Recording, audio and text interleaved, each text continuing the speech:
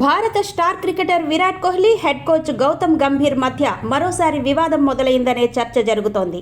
మొన్న రాంచీలో దక్షిణాఫ్రికాతో జరిగిన one day match అనంతరం విరాట్ కోహ్లీ డ్రెస్సింగ్ రూమ్ వైపు వెళుతూ గంభీర్ను పట్టించుకోలేదనే వీడియో ఒకటి సోషల్ మీడియాలో వైరల్ అయింది.